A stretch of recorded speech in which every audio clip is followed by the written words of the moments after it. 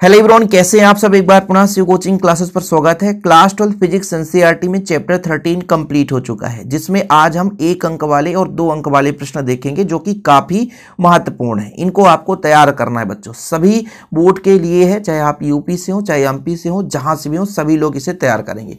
चलिए शुरू करते हैं। पहला प्रश्न है, एक परमाणु द्रव्यमान मात्रा कितने किलोग्राम के बराबर होता है।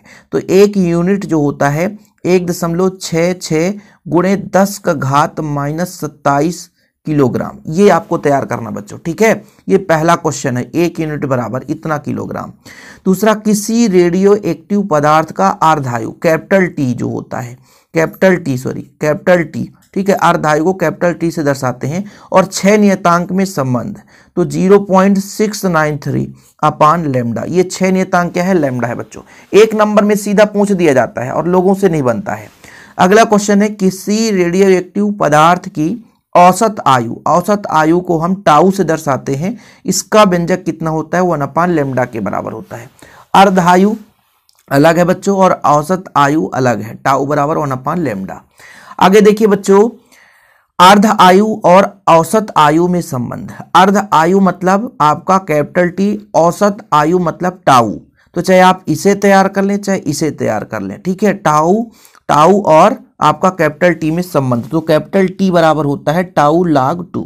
log 2 का वैल्यू पुट करोगे बच्चों, इसको 10 में बदलोगे, फिर log 2 का मान, जैसे बेस में आपका e है तो log e2 है, यदि आप इसको 10 में बदलोगे तो वैल्यू का मल्टीप्लाई हो जाता है। इसके बाद हम log 10 का मान रख देते हैं, ये चीजें हैं, ठीक है। सॉरी, log 2 का मान तो इतना आता है। तारों का या सूर्य में ऊर्जा का स्रोत क्या है। जैसे आप मान लीजिए रात में तारे टिमटिमाते हुए नजर आते हैं, प्रकाश उत्सर्जित करते हैं, सूर्य ही बच्चों प्रकाश उत्सर्जित करता है, तो उसके अंदर कौन सी क्रिया होती है, नाभिकीय संलयन होती है। नाभिकीय संलयन जो है अत्यधिक ताप पर ही संभव है। नाभिकीय संलयन में क्या होता है, हल्के नाभिक मिलकर के भारी नाभिक का निर्माण करते हैं, इसलिए भाई साहब इसे हम सामान्य ताप पर देखें तो ये संभव नहीं है। नाभिकीय संलयन एक खतरनाक प्रक्रिया है और इसे नियंत्रित करना या इसका नियंत्रण बहुत कठिन होता है। नाभिकीय रिएक्टर में प्रयुक्त एक मंदक का नाम, मंदक का मतलब जो होता है कि जो न्यूट्रॉन की गति को धीरे कर दे, तो आपका यहाँ पे भारी जल। नाभिकीय रिएक्टर में नियंत्रक का मतलब जो न्यूट्रॉन को अवशोषित कर ले, तो आप कैडमियम देख सकते हैं, कैडमियम का क्षण प्रयोग कर सकते हैं जो कि न्यूट्रॉन को अवशोषित कर ले। मंदक और नियंत्रक दोनों में डिफरेंस होता है। मंदक क्या करता है कि न्यूट्रॉन की गति को धीमा करता है, ठीक है, और वहीं पे बच्चों जो आपका नियंत्रक है ये न्यूट्रॉन को अवशोषित कर लेता है। ध्यान रखिएगा दोनों में डिफरेंस। यदि ऐसे दो कणों के नाम लिखिए जिन पर कोई आवेश, ना ही आवेश होता और ना ही विराम द्रव्यमान, तो है न्यूट्रिनो और फोटॉन। देख लीजिए, ऐसे ऑब्जेक्टिव में कई बार पूछे गए हैं और आपसे बनना भी चाहिए। ऐसे दो कणों के नाम जिन पर ना तो कोई आवेश ना तो विराम द्रव्यमान, तो न्यूट्रिनो और फोटॉन। कौन कौन सा बच्चों, न्यूट्रिनो और फोटॉन। अगला प्रश्न है, क्या नाभिकीय संलयन को नियंत्रित किया जा सकता है। मैंने आपको बताया भाई ये उच्च ताप पर संभव है, इसे नियंत्रित करना बहुत कठिन है, तो नियंत्रित नहीं कर सकते। अल्फा कण के उत्सर्जन के पश्चात न्यूट्रॉन और प्रोटॉन का अनुपात घटता है। तो देखो भाई साहब, अल्फा कण के उत्सर्जन के पश्चात न्यूट्रॉन और प्रोटॉन का अनुपात घटता है कि बढ़ता है, तो इसमें बढ़ेगा, क्योंकि प्रोटॉन की संख्या 2 घट जाती है। अल्फा कण में 2 प्रोटॉन निकलता है, क्यों, क्योंकि जब अल्फा कण का उत्सर्जन होगा मतलब हीलियम परमाणु का उत्सर्जन होगा, तो 2 प्रोटॉन की संख्या में कमी आएगी, ठीक है। यदि देखो न्यूट्रॉन ऊपर रहेगा प्रोटॉन नीचे, न्यूट्रॉन ऊपर प्रोटॉन नीचे, जब प्रोटॉन कम होगा तो अनुपात बढ़ेगा, सीधा है, क्योंकि न्यूट्रॉन की संख्या ऊपर रखेंगे प्रोटॉन की संख्या नीचे, तो नीचे की संख्या का मान बढ़ने से अनुपात ऑलरेडी बढ़ेगा। ध्यान रखिएगा। यहाँ पर देखिए, या रदरफोर्डियम जो पोलोनियम में विघटित हो रहा है और हीलियम का निर्माण कर रहा है, तो इनका भाई साहब क्या बोला है कि तत्वों के द्रव्यमान संख्या और परमाणु क्रमांक दीजिए। मैं आपको बताता हूं कि हीलियम का परमाणु, जैसे यहां पर आपका हो जाएगा बच्चों, हीलियम का परमाणु क्रमांक 2, परमाणु द्रव्यमान 4, तो पोलोनियम का परमाणु द्रव्यमान 4 घटाकर बता दो और परमाणु क्रमांक इसमें 2 घटाकर, तो पोलोनियम का परमाणु क्रमांक 84 हो जाएगा और 200 आपका 16 हो जाएगा द्रव्यमान। हीलियम का परमाणु क्रमांक 2 और आपका परमाणु द्रव्यमान 4 होता है, ठीक है। हमने आपको बताया कि अल्फा कण यदि निकल रहा है तो हीलियम परमाणु अल्फा कण को रिप्रेजेंट करता है, और हीलियम में परमाणु क्रमांक 2 है, प्रोटॉन की संख्या 2 है। तो जब भी किसी में यदि अल्फा कण का विसर्जन होगा मतलब 2 प्रोटॉन निकल जाएगा, ध्यान रखिएगा। ओके, कोई दिक्कत तो नहीं है। इसलिए पोलोनियम का 216 परमाणु क्रमांक 86 से घटकर 84 हो जाएगा, और हीलियम का द्रव्यमान संख्या 4 परमाणु क्रमांक आपका 2 होता है। क्या मुक्त न्यूट्रॉन एक स्थायी कण होता है? नहीं होता बच्चों, क्योंकि जो मुक्त न्यूट्रॉन है वो एक प्रोटॉन, एक इलेक्ट्रॉन और एक एंटी न्यूट्रिनो में क्षय हो जाता है। जो मुक्त न्यूट्रॉन होता है वो स्थायी नहीं रहता है, ध्यान रखिएगा। वो किस में बदलता है? प्रोटॉन में, इलेक्ट्रॉन में और एंटी न्यूट्रिनो में। ठीक है, याद रखिएगा। कभी कभी ये पूछ दिया जाता है, 1 नंबर में ऐसे क्वेश्चन पूछते हैं कि न्यूट्रॉन किस में बदलता है। तो न्यूट्रॉन जो है एक प्रोटॉन, इलेक्ट्रॉन और एंटी न्यूट्रॉन में बदल जाता है। देखिए अभी मजेदार क्वेश्चन मिलने वाला है। भारी नाभिक में प्रोटॉन की अपेक्षा न्यूट्रॉनों की संख्या अधिक होती है, क्यों? कारण है, बताओ। भारी नाभिक में प्रोटॉन की अपेक्षा न्यूट्रॉन की संख्या अधिक होती है। देखो भाई, यदि प्रोटॉन की संख्या अधिक होगी तो उसमें वैद्युत प्रतिकर्षण बल होगा, क्योंकि प्रोटॉन पर होता है धनावेश, और धनावेश को प्रतिकर्षित करेगा तो वहां से अंदर से बाहर निकल करके भाग जाएगा, और जो आपका नाभिक है वो अस्थायी हो जाएगा। ध्यान रखने की कोशिश करिए, बात को समझिए भाई। जो प्रोटॉन होता है, प्रोटॉन कैसा होता है? तो प्रोटॉन होता है आपका धनात्मक, और धन के बीच, जैसे प्रोटॉन की संख्या अधिक है तो धन और धन के बीच प्रतिकर्षण बल लगता है, धन को प्रतिकर्षित करता है, दूर भगाने की कोशिश करता है। और भाई प्रोटॉन में जब धनावेश है तो अधिक संख्या है तो प्रतिकर्षण ज्यादा लगेगा, बाहर भाग जाएगा, और जो आपका नाभिक हो जाएगा वो अस्थायी हो जाएगा। इसलिए न्यूट्रॉन की संख्या अधिक होती है, न्यूट्रॉन की संख्या की जरूरत ज्यादा होती है, प्रोटॉन की संख्या से अधिक होगा। ठीक है, याद रखिएगा। तो हमेशा नाभिक में प्रोटॉन की संख्या कम और न्यूट्रॉन की संख्या अधिक होती है।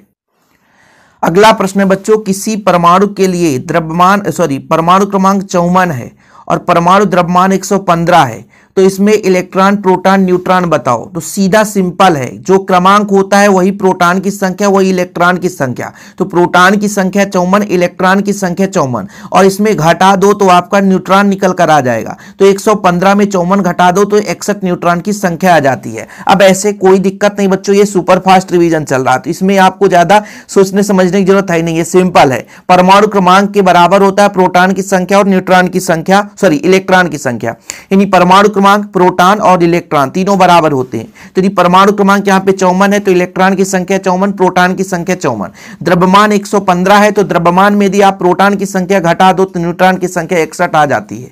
अगला प्रश्न है बच्चों, बीटा कण परमाणु के किस भाग से उत्सर्जित होता है? तो चाहे अल्फा कण हो, चाहे बीटा कण हो, चाहे गामा कण हो, तो ये सभी के सभी नाभिक से ही उत्सर्जित होते हैं। याद रखिएगा बच्चों, इलेक्ट्रॉन उत्सर्जन होता है तो आपके परमाणु के बाह्यतम को उससे निकलता है, लेकिन यदि बीटा कण, अल्फा कण और गामा कण उत्सर्जित होता है तो नाभिक से। यदि एक परमाणु अल्फा कण उत्सर्जित करता है तो उसमें परमाणु क्रमांक तथा द्रव्यमान संख्या में क्या परिवर्तन होता है? मैंने इसके पहले भी अभी एक एग्जांपल आपको समझाया था। अल्फा कण यदि उत्सर्जित हो रहा है मतलब हीलियम परमाणु निकल रहा है। हीलियम का परमाणु क्रमांक कितना होता है? 2 होता है, और द्रव्यमान संख्या कितना होता है? 4 होता है। सही है कि नहीं भाई? किसी भी परमाणु से अल्फा कण निकल रहा है, अल्फा कण उत्सर्जित हो रहा है मतलब हीलियम परमाणु, और हीलियम परमाणु का परमाणु क्रमांक 2 होता है, द्रव्यमान संख्या 4 होती है। तो यदि किसी भी परमाणु से अल्फा कण निकल गया मतलब उसमें परमाणु क्रमांक 2 और द्रव्यमान संख्या 4 में कमी आएगी। ध्यान रखिएगा। बीटा 6 में परमाणु क्रमांक एवं द्रव्यमान संख्या में क्या प्रभाव पड़ता है? देखो भाई, बीटा 6 होता है तो उसमें द्रव्यमान होता ही नहीं है, तो द्रव्यमान में कोई परिवर्तन नहीं होता है, लेकिन क्रमांक में 1 की कमी आ जाएगी। ध्यान रखना, बीटा में 1 परमाणु क्रमांक में कमी आती है, लेकिन द्रव्यमान में कोई परिवर्तन नहीं होता है। याद रखेंगे कि बीटा 6 में परमाणु क्रमांक में परिवर्तन होता है लेकिन द्रव्यमान में कोई परिवर्तन नहीं होता है। अगला प्रश्न बच्चों, गामा 6 में परमाणु क्रमांक और द्रव्यमान संख्या पर क्या प्रभाव पड़ता है? अरे भाई, गामा जो है वो उदासीन है, ना तो उसमें इलेक्ट्रॉन ना तो प्रोटॉन, तो उसमें किसी भी प्रकार से कोई परिवर्तन नहीं होगा।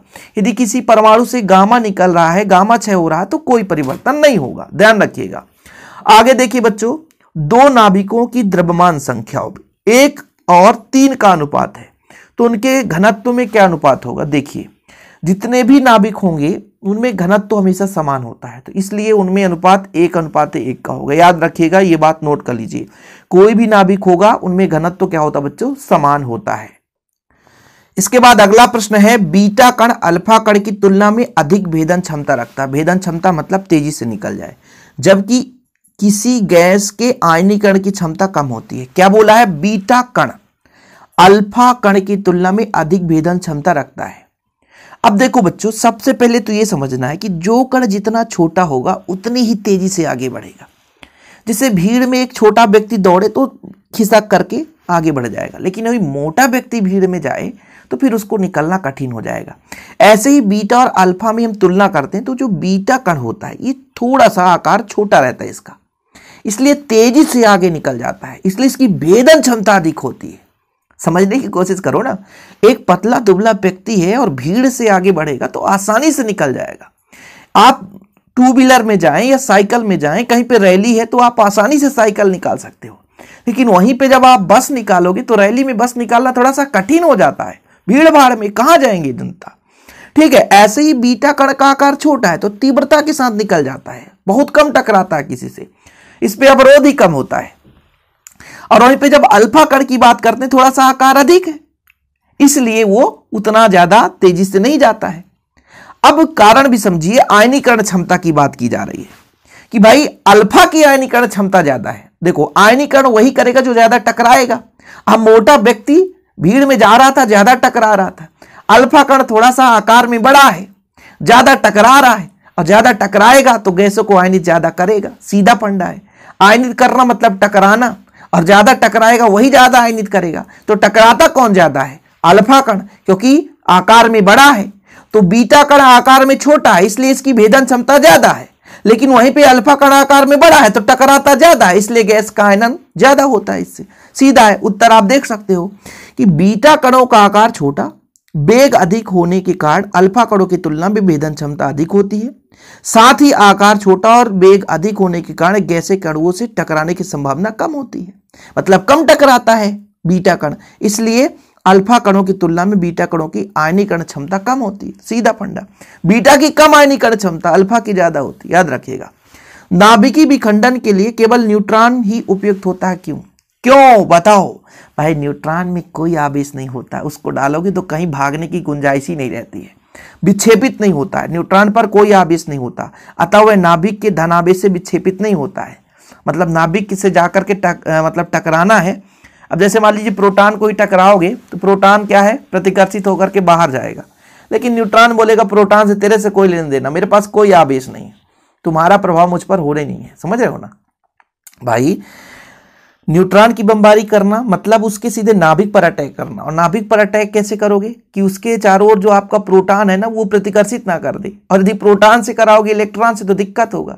तो न्यूट्रॉन पर कोई आवेश नहीं होता, प्रतिकर्षित नहीं होता, सफलतापूर्वक अंदर प्रवेश कर जाता है। ठीक, चलिए अगला प्रश्न देखिए। बीटा किरणें नाभिक से निकलती हैं, ठीक है। ये किरणें तीव्रगामी इलेक्ट्रॉन की बनी होती हैं, परंतु नाभिक में इलेक्ट्रॉन नहीं होते। बहुत बढ़िया क्वेश्चन है। देखो भाई, नाभिक में तो प्रोटॉन न्यूट्रॉन होता है, और जब इलेक्ट्रॉन नहीं होता है और बीटा कण जो निकलता है वो इलेक्ट्रॉन से मिलकर बना होता है, तो इलेक्ट्रॉन कैसे आ गया? अरे भाई देखो, इसके पहले न्यूट्रॉन का हमने विघटन बताया था कि न्यूट्रॉन टूटता है तो प्रोटॉन में, इलेक्ट्रॉन में और न्यूट्रिनो में बदल जाता है। सही है कि नहीं?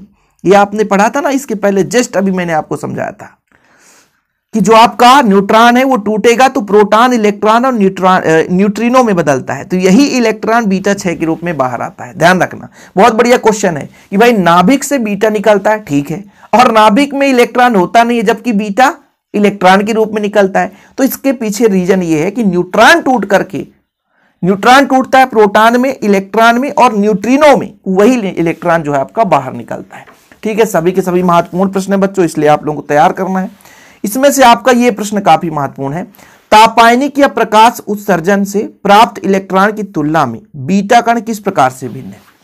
देखो, कहने का तात्पर्य हुआ, तापानिक उत्सर्जन का मतलब यह है कि किसी धातु को गर्म करो तो उससे इलेक्ट्रॉन उत्सर्जित होने लग जाए, और ये जो इलेक्ट्रॉन है किसी भी मतलब परमाणु के बाह्यतम कोश से निकलता है। लेकिन जब बीटा कण की बात करते हैं तो बीटा कण जो है नाभिक से निकलता है, और नाभिक से किस प्रकार से निकलेगा? क्योंकि ये इलेक्ट्रॉन से ही मिलकर बना है, तो नाभिक में न्यूट्रॉन का विघटन होता है, न्यूट्रॉन विघटित होकर के इलेक्ट्रॉन, प्रोटॉन, न्यूट्रिनो में विघटित होता है और वो इलेक्ट्रॉन निकलता है। इस प्रकार से भिन्न है कि तापानिक उत्सर्जन या प्रकाश विद्युत उत्सर्जन में इलेक्ट्रॉन बाहरी कक्षा से निकलता है परमाणु के, ठीक है, इसका वेग कम होगा, किंतु बीटा कण नाभिक से निकलता है, इसका वेग अधिक होता है। बीटा कणों की ऊर्जा तापानिक ऊर्जा उत्सर्जन या प्रकाश विद्युत उत्सर्जन से निकलने वाले इलेक्ट्रॉनों की ऊर्जा से अधिक होता है, ठीक है। ये डिफरेंस है कि तापानिक यानी ताप देना, गर्म करना, और गर्म करने से इलेक्ट्रॉन उत्सर्जित होना तापानिक उत्सर्जन कहलाता है, ठीक है, बाह्यतम कोश से निकलता है। लेकिन यहां पर बीटा है नाभिक से निकलता है, ये डिफरेंस है। नाभिक से जो निकलेगा उसका ऊर्जा भी ज्यादा होता है बच्चों,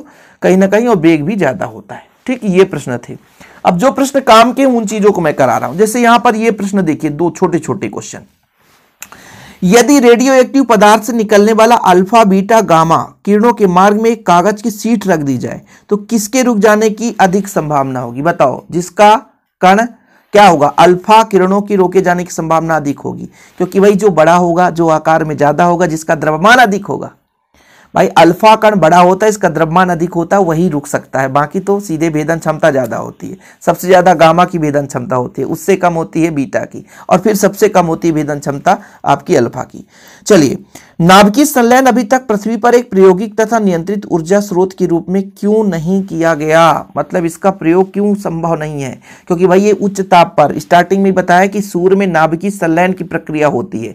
नाभिकीय संलयन में क्या होता है? दो हल्के नाभिक आपस में मिलकर के भारी नाभिक का निर्माण करते हैं, और ये जब नाभिक जुड़ते हैं तो उच्च ताप पर संभव है, और उच्च ताप पर किसी भी क्रिया को नियंत्रित करना अभी हमारे बस की बात नहीं है। इसलिए नाभिकीय संलयन के आधार पर अभी यहाँ पर ऊर्जा प्राप्त नहीं किया जा सकता। अभी जो भी हमारे पृथ्वी पर अभी ऊर्जा प्राप्त करते हैं तो नाभिकीय विखंडन के रूप में, बच्चों समझ रहे हैं ना। तो इसलिए नाभिकीय संलयन बहुत उच्च ताप पर संभव है, इसलिए इसको नियंत्रित करना कठिन हो जाता है। तो फिलहाल बच्चों ये काफी महत्वपूर्ण क्वेश्चन थे, उम्मीद करता हूं कि आप लोग तैयार कर लेंगे। और एक आखिरी प्रश्न है आज का, आप लोग यदि तैयार नहीं किए हैं तो लिख लो भाई साहब, कि ये जो आपका यूरेनियम का नाभिक अस्थायी क्यों होता है? क्योंकि इसमें इलेक्ट्रॉन, जो आपका न्यूट्रॉन है, न्यूट्रॉन की संख्या कितनी है? न्यूट्रॉन की संख्या 235 में 92 घटा दो, द्रव्यमान में प्रोटॉन की संख्या घटाओगे तो न्यूट्रॉन की संख्या आ जाती है 143, और आपका प्रोटॉन 92 है। यदि इसका अनुपात 1 से अधिक है तो अस्थायी है। कोई भी, यदि मैं बात करूं नाभिक की, तो अस्थायी क्यों होगा? क्योंकि उसका प्रोटॉन और न्यूट्रॉन का अनुपात 1 से अधिक होगा, तो अस्थायी होगा, ठीक है। यहां पर बच्चों देख लेना, ठीक, ये क्वेश्चन का आंसर है। बाकी आज का इतना ही, और आप लोगों को हमेशा नोट्स प्रोवाइड किया जाता है, 100 रुपीज चार्ज लगते हैं प्रॉपर रूप से। एक सब्जेक्ट का आपको लेना है तो कांटेक्ट नंबर दे दूंगा 9685299149, 9685292949, ठीक है। ये मेरा पर्सनल नंबर है बच्चों, आप व्हाट्सअप कर सकते हैं, मैसेज कर सकते हैं, नोट्स ले सकते हैं। बाकी आप लोग पढ़ाते समय स्क्रीनशॉट लेकर के भी तैयार कर सकते हैं नोट्स को, कोई दिक्कत नहीं है। तो सारे के सारे आज के प्रश्न थे, उम्मीद करता हूं आप लोग तैयार कर लिए होंगे। जय हिंद, वंदे मातरम। और हाँ बच्चों, सोशल मीडिया के अदर प्लेटफॉर्म में जुड़ने के लिए आप शिव कोचिंग क्लासेस से सर्च कर लें, चाहे वो इंस्टाग्राम हो, चाहे फेसबुक हो, चाहे ट्विटर हो, चाहे आप हमारे टेलीग्राम में जुड़ना हो, या हमारे न्यू ऐप के साथ जुड़ना है तो सब डिस्क्रिप्शन पे लिंक भी मिल जाएगा, या आप सर्च करके डाउनलोड कर लें और ज्वाइन हो जाएं। जय हिंद, वंदे मातरम।